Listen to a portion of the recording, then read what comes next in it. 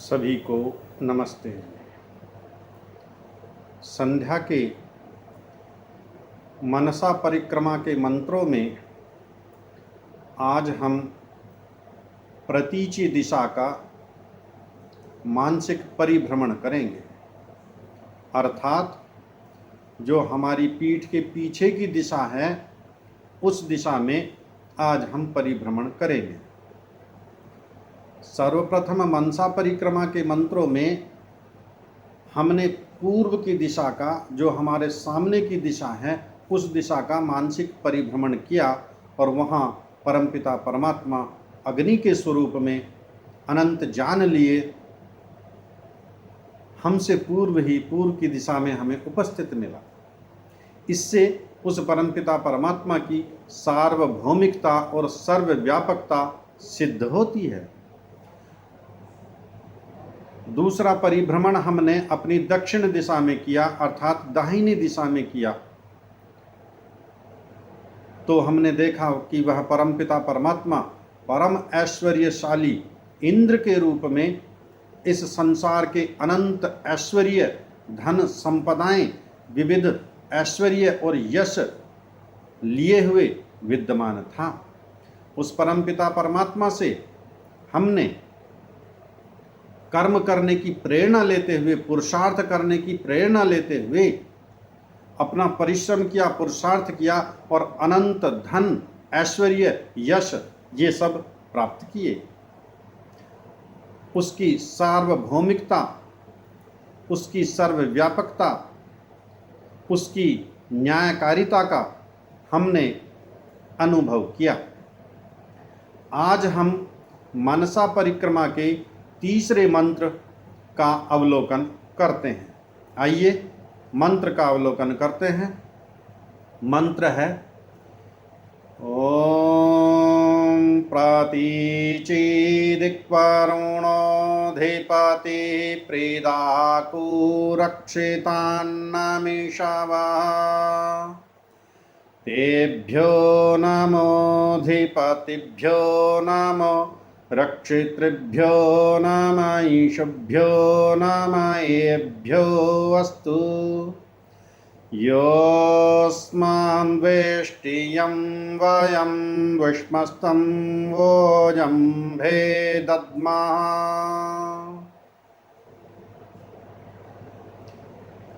प्रतीची अर्थात मेरे पीठ के पीछे की दिशा, अर्थात पश्चिम दिशा, दिक दिशा। पश्चिम दिशा का स्वामी वह वरुण है। वरुण के रूप में वह परमपिता परमात्मा पश्चिम दिशा में मेरी रक्षा करने के लिए तैयार है, तत्पर है। पश्चिम दिशा में जब मैं अपना मानसिक परिभ्रमण करते हुए पहुंचता हूं तो मैं देखता हूं कि पश्चिम की दिशा में वह परमपिता परमात्मा हमारा रक्षक बनकर हमसे पूर्व ही विद्यमान हैं। प्रीदाकु कहते हैं जो बड़े बड़े अजगर, विषधर होते हैं, या जो हमारा निंदा करते हैं, चुगली करते हैं, पीठ पीछे बुराई करते हैं, इस प्रकार के जो दुष्ट व्यक्ति हैं, हिंसक जीव जंतु हैं, इन सब से वह परमपिता परमात्मा हमारी रक्षा करता है। अन्नम ईशवः, अन्न के द्वारा वह परमपिता परमात्मा हमारी रक्षा कर रहा है। ईशवः बाण, बाण के रूप में जिस प्रकार शत्रुओं की सेना का बाणों की वर्षा से विनाश किया जाता है, वह परमपिता परमात्मा इसी प्रकार पश्चिम की दिशा में वरुण के रूप में हमारा रक्षक है। हे प्रभु, आपकी उस वरुण स्वरूप को, आपके उस रक्षण शक्ति को, आपके इन बाणों को, आपके इस अन्नों को हम बार बार नमस्कार करते हैं, प्रणाम करते हैं। हे प्रभु, आपकी इन समस्त शक्तियों को जो हमारी रक्षा कर रही हैं, हम उनको नमस्कार करते हैं। जो कोई व्यक्ति अपनी अज्ञानतावश, अपनी मूर्खतावश हमसे कोई द्वेष करता है, या हम किसी से अपनी मूर्खतावश, अपनी अज्ञानतावश किसी से द्वेष करते हैं, तो इस द्वेष को, उस द्वेष को हम आपकी न्याय व्यवस्था में रखते हैं। अर्थात आप न्यायकारी हो, आप सबका न्याय करने वाले हो, आप हमारा भी न्याय अवश्य करोगे। हमें पूर्ण विश्वास है, क्योंकि वह परमपिता परमात्मा, हे परमपिता परमात्मा, हे ईश्वर, आप न्यायकारी हो, आपका तो स्वभाव ही न्याय करना है, इसलिए आप हमारा न्याय अवश्य करोगे। अब इस वरुण नाम पर हम चर्चा करते हैं। वरुण नाम कहते हैं, वरुण नाम जल का भी रहता है, जल को भी वरुण कहते हैं। जिस प्रकार यह जल भी हमारे चारों ओर किसी न किसी रूप में विद्यमान है। नदियों में, तालाबों में, झीलों में, झरनों में, समुद्रों में, आकाश में बादलों के रूप में सर्वत्र यह जल हमारे चारों ओर विद्यमान है। इसी प्रकार वह परमपिता परमात्मा भी इस सृष्टि के कण कण में विद्यमान हैं। और वरुण का नाम है, इसलिए वरुण उस परमपिता परमात्मा का नाम है। वरुण नाम है जो अति श्रेष्ठ है, जो सर्वोत्तम है, जो सबसे उत्तम है, उसका नाम वरुण है। वह परमात्मा ज्ञान में, बल में, बुद्धि में, यश में, दया में, करुणा में, न्यायकारिता में वह सर्वोत्तम है, इसलिए उसका नाम वरुण है। वरुणो नाम वरः श्रेष्ठः, अर्थात जो सबसे उत्तम है, जो सबसे सर्वोत्तम है, इसलिए उस ईश्वर का नाम वरुण है। और वह सर्वव्यापक ईश्वर निश्चय ही हमारी रक्षा कर रहा है। हमारे पीठ पीछे जो हमारे निंदा करने वाले हैं, हमारा अपयश करने वाले हैं, हमारी बुराई करने वाले हैं, हमारी झूठी झूठी हमारे विषय में अफवाहें फैलाने वाले हैं, ऐसे सभी प्रदाकुओं से, ऐसे सभी विषधरों से वह परमपिता परमात्मा हमारी रक्षा करता है। पूर्व की दिशा का जब हमने परिभ्रमण किया, वहाँ से ईश्वर से हमने ज्ञान अर्जित किया। दक्षिण दिशा का हमने परिभ्रमण किया तो अपने परिश्रम पुरुषार्थ के द्वारा परमेश्वर के मार्गदर्शन में हमने अथाह बल, धन, ऐश्वर्य ये सब प्राप्त किए। अब इन यश धन को जब हमने प्राप्त किया है तो यह संभव है कि कोई ना कोई हमारे शत्रु पैदा हो जाते हैं, जो हमसे ईर्ष्या करने लगते हैं, जो हमसे द्वेष करने लगते हैं। यद्यपि उस द्वेष को हमने परमपिता परमात्मा की न्याय व्यवस्था के अर्पित कर दिया है, किंतु फिर भी इन द्वेषों से, वह इन विषधरों से, इन प्रदाकुओं से, इन निंदा करने वालों से, इन चुगली करने वालों से वह परमपिता परमात्मा वरुण के रूप में हमारी सदैव रक्षा करता है। वह परमपिता परमात्मा सर्वव्यापक है, सब स्थान पर है, तो कोई भी हमारी निंदा करने वाला, हमारी बुराई करने वाला, हमारे पीठ पीछे हमारा अपयश करने वाला, हमारे विषय में झूठी झूठी भ्रांतियां फैलाने वाला, क्या उस ईश्वर की न्याय व्यवस्था से या उस ईश्वर की दृष्टि से बच पाएगा? वह सर्वव्यापक ईश्वर न्यायकारी है, उसकी न्याय व्यवस्था से, उसकी दृष्टि से कोई नहीं बच सकता, इसलिए वह परमपिता परमात्मा अवश्य ही हमारी रक्षा करेगा।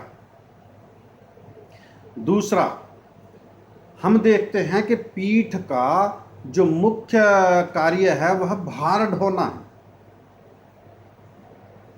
किसी कठिन कार्य को करने के लिए, किसी विशेष कार्य को करने के लिए हम आपस में कहा भी करते हैं एक दूसरे से कि आप इस कार्य के लिए तैयार हो जाओ, अर्थात अपनी कमर कस लो, इस कार्य के लिए कमर कस लो। कमर कस लेने का मतलब अत्यंत परिश्रम पुरुषार्थ करने के लिए तत्पर रहना। तो यहाँ पर पीठ पर लाद कर हम बोझा ढोते हैं, भार ढोते हैं, किंतु यहाँ पर जो भार है वह अपने दायित्वों का भार है। अर्थात जब हमने ईश्वर से ज्ञान प्राप्त किया, परिश्रम पुरुषार्थ के बाद हमने धन, संपत्ति, ऐश्वर्य, यश ये सब प्राप्त किए, अब हमारा समाज के प्रति क्या दायित्व है, अपने लिए क्या दायित्व है, परिवार राष्ट्र के लिए क्या दायित्व है, तो उन दायित्वों को पूरा करने के लिए भी यहाँ पर हमको ये पीठ पर अपना भार ढोना पड़ेगा। यह हमारे लिए अत्यंत आवश्यक है। अर्थात हम अपने दायित्वों का निर्वहन करें। वह सोम सर्वोत्तम ईश्वर, वह परमपिता परमात्मा हमें यह मार्गदर्शन कर रहा है, हमें यह आज्ञा दे रहा है कि हम अपने दायित्वों का निर्वहन करें। ये दायित्व किस प्रकार के हैं?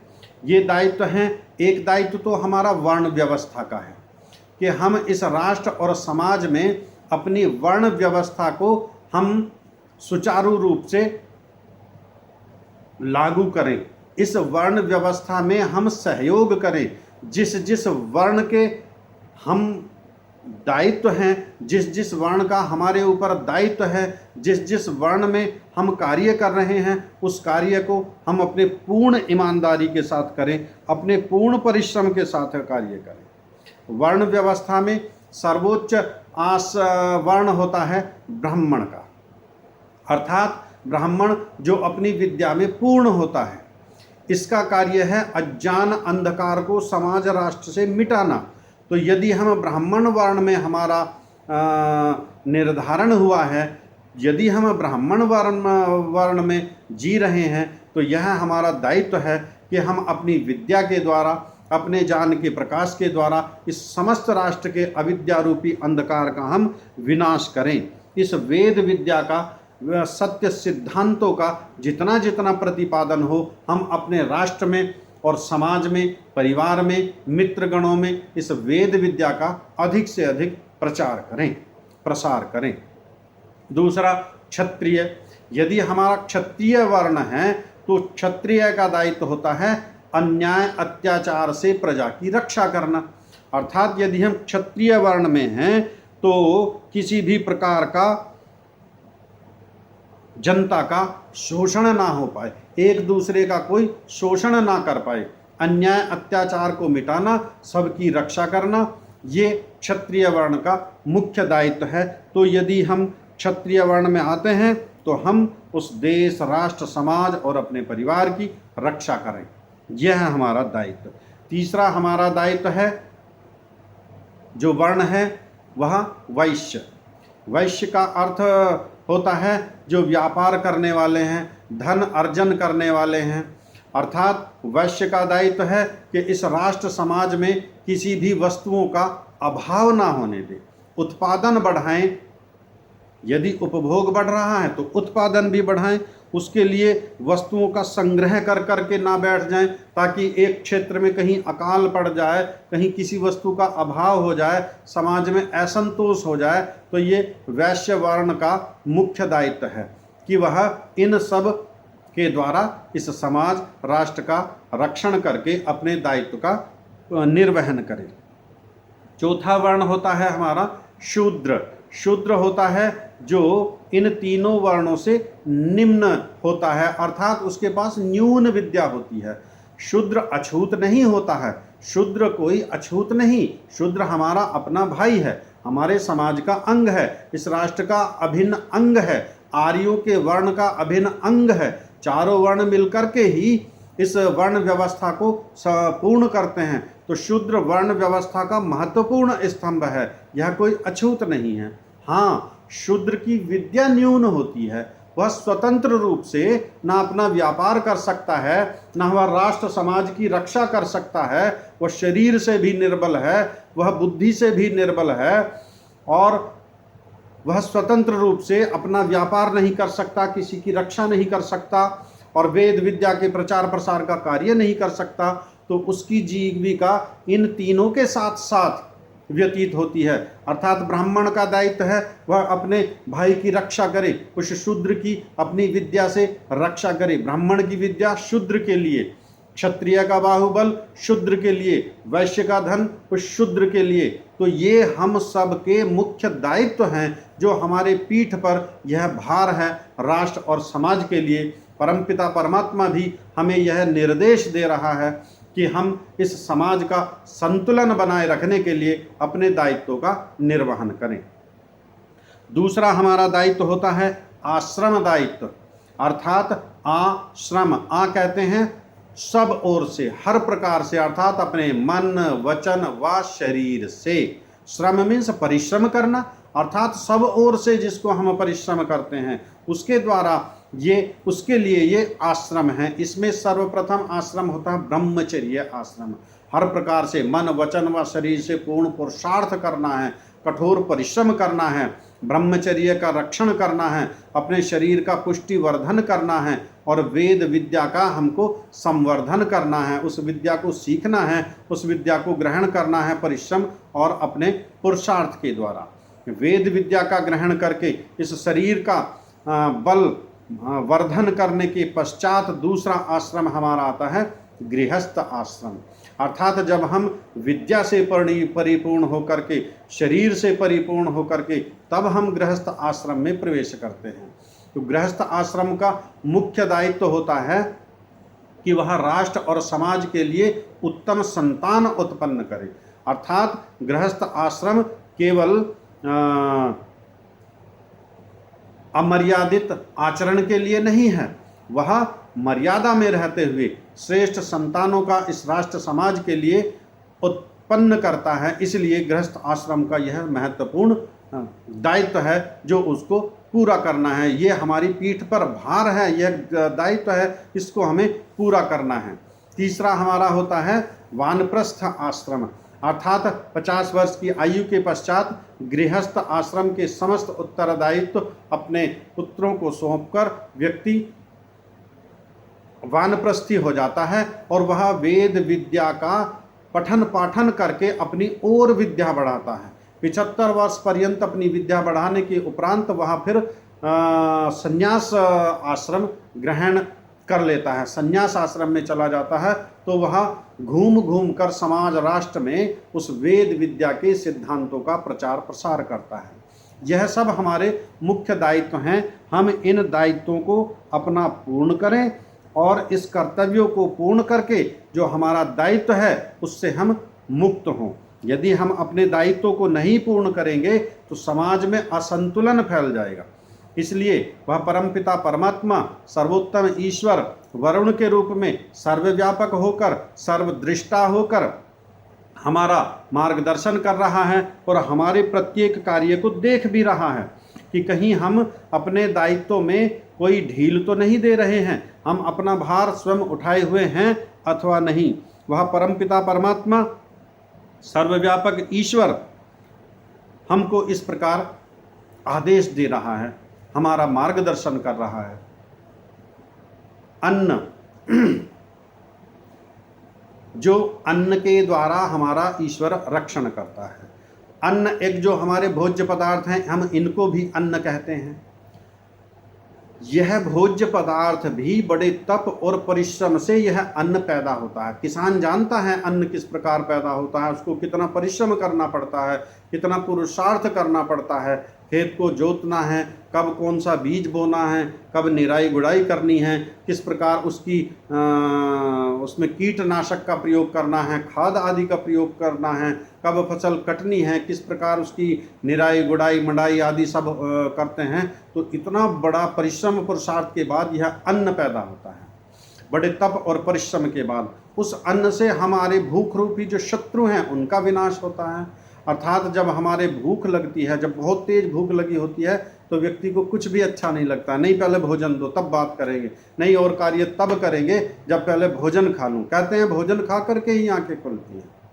तो इस भोजन के द्वारा भी हमारा रक्षण होता है।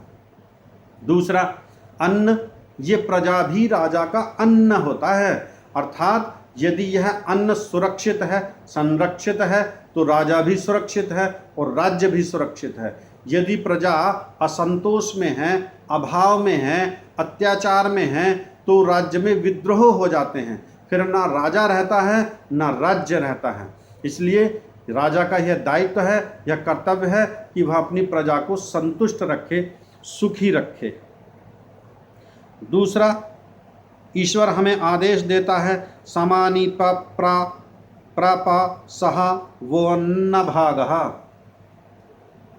अन्न भागः अर्थात हमारे सभी प्रकार के तालाब, कुएं, जलाशय, अन्न, भोजन हमारे एक समान हो। अर्थात जो हमने परमपिता परमात्मा से धन ऐश्वर्य प्राप्त किया है, जो ज्ञान प्राप्त किया है, उसको लेकर हम संकुचित ना हो जाएं, उसको लेकर हम स्वयं में बैठ ना जाएं। इस अन्न से, इस धन से, इस बुद्धि से, इस विद्या से, इस यश से हम सभी का समान रूप से सहयोग करें, सभी का समान रूप से समवर्धन करें। यह हमारा मुख्य दायित्व है। इस दायित्व को हम अपना पूर्ण करें। महर्षि दयानंद सरस्वती जी ने आर्य समाज के 9वें नियम में हमें यही मार्गदर्शन दिया है कि प्रत्येक व्यक्ति को अपनी उन्नति से संतुष्ट ना रहना चाहिए, अपितु सबकी उन्नति में अपनी उन्नति समझनी चाहिए। यदि सबकी उन्नति होगी तभी हमारी भी उन्नति संभव है। यदि हमारे भाई बहन मित्र समाज राष्ट्र अभाव में हैं तो हम अधिक समय तक सुरक्षित और सुखी नहीं रह पाएंगे। इसलिए हमारा मुख्य दायित्व है कि समाज में हम छुआछूत, अस्पृश्यता, जातिवाद के मतभेद में बंटकर हम अपने दायित्व को ना भूलें। हम सभी परस्पर प्रेम पूर्वक एक दूसरे के साथ सद्व्यवहार करें, एक दूसरे के साथ हम छुआछूत का भेदभाव ना करें, एक दूसरे के अभाव में हम एक दूसरे की सहायता करें। यह सब हमको इस मंत्र के द्वारा परम पिता परमात्मा से आदेश प्राप्त हुआ, निर्देश प्राप्त हुआ। आइए हम उस परम पिता परमात्मा से प्रार्थना करें, हे ईश्वर, यदि कोई हमसे अज्ञानतावश कोई द्वेष करता हो, उस द्वेष को, या मैं या हम किसी से कोई द्वेष करते हो, तो इस द्वेष को हम आपकी न्याय व्यवस्था के अर्पित करते हैं।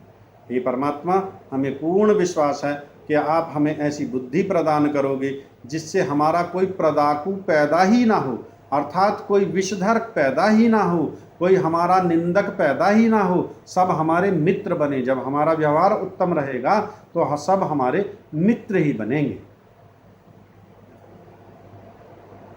आप सभी का बहुत बहुत धन्यवाद।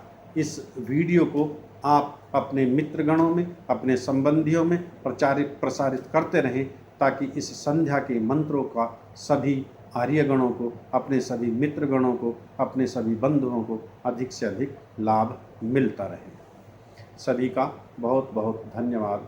सभी को नमस्ते।